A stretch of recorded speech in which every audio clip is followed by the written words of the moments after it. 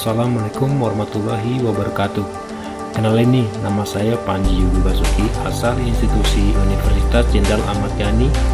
Nah, di sini kita mau bincang-bincang dikit tentang mioma uteri. Sebelumnya ada yang udah pernah dengar belum tentang mioma uteri ini? Pasti belum kan? Ya udah, saya jelasin apa itu mioma uteri. Mioma uteri adalah tumor jinak myometrium uterus dengan konsistensi padat kenyal dan batas tak jelas. Tumor ini juga dikenal dengan istilah fibrinoमा uteri, leioma uteri, atau uterine fibroid.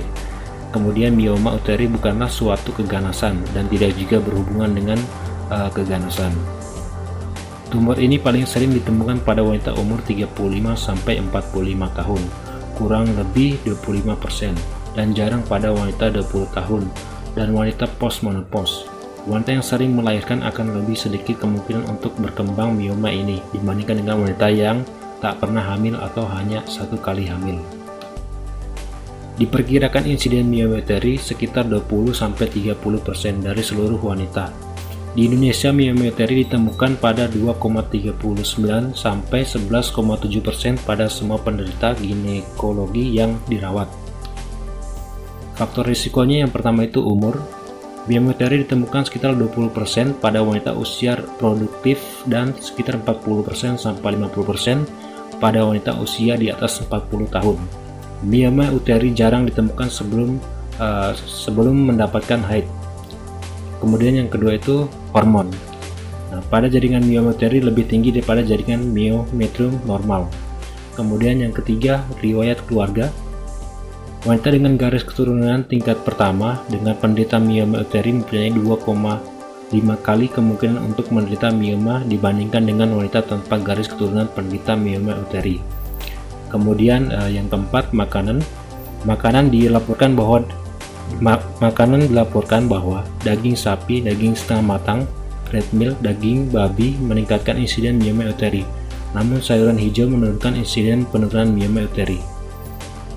Kemudian yang kelima, kehamilan.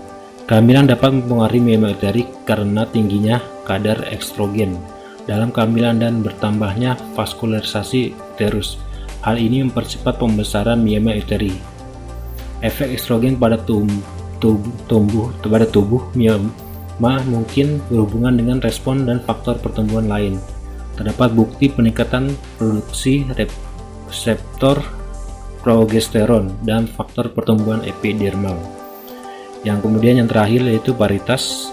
Mioma uteri lebih sering terjadi pada wanita multiparah dibandingkan dengan wanita yang mempunyai riwayat kelahiran satu kali.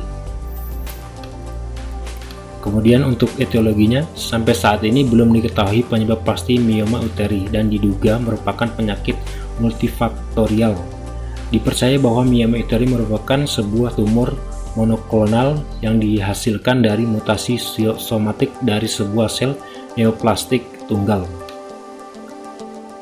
Untuk patofisiologinya, mioma uteri merupakan monoklonal dengan tiap tumor merupakan hasil dari penggandaan satu sel otot. Etiologi yang diajukan termasuk di dalamnya perkembangan dari sel otot uterus atau arteri pada uterus.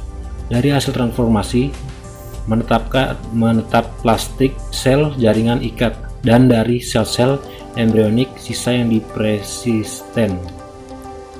Kemudian untuk klasifikasi mioma uteri, yang pertama cervical 2,6% umumnya tumbuh ke arah vagina menyebabkan infeksi. Kemudian ismika 7,2% lebih sering menyebabkan nyeri dan gangguan traktus urinarius. Kemudian corporal 91% merupakan lokasi paling lazim dan sering tanpa gejala. Yang terakhir dari lapisan uterus. Untuk gejalanya, yang pertama itu timbul rasa nyeri, kemudian ada perdarahan abnormal, kemudian infertilitas dan abortus, kemudian yang terakhir gejala dan tanpa penekanan. Untuk penelaksanaannya, tidak semua mioma uteri memerlukan pengobatan bedah. Penanganan mioma uteri tergantung pada umur, status fertilitas, paritas, lokasi, dan ukuran tumor. Sehingga biasanya mioma yang ditangani yaitu yang membesar secara cepat dan bergejala serta mioma yang diduga menyebabkan fertilitas secara umum. Penanganan mioma uteri terbagi atas Penanganan konservatif dan operatif. Penanganan konservatif bila miome berukuran kecil pada pra dan post menopause tanpa gejala. Sedangkan operatif apabila miome berukuran besar dan memerlukan tindakan operasi. Nah, itu tadi penjelasan singkat tentang miome etorik. Semoga bermanfaat. Saya ucapkan banyak terima kasih. Assalamualaikum warahmatullahi wabarakatuh.